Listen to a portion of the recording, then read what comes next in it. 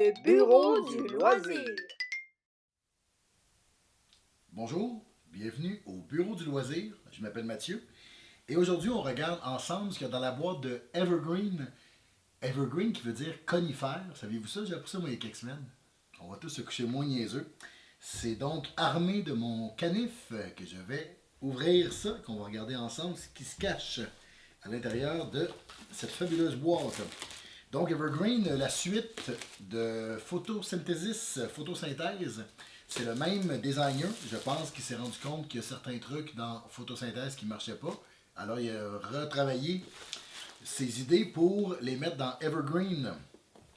Donc très belle boîte, très simple.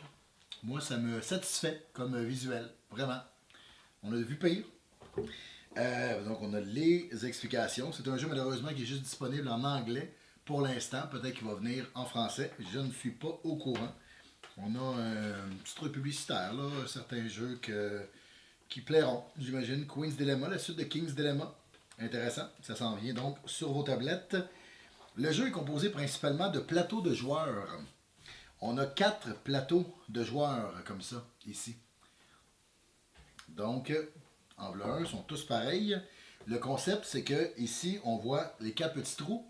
Il y a un soleil qui va se déplacer, et donc, un peu comme le principe de la photosynthèse, on a des arbres qui vont être sur notre plateau, et selon comment le soleil se déplace, mais les arbres vont pousser. De petits arbres ils vont devenir moyen arbre, de moyen arbre vont devenir grand arbre.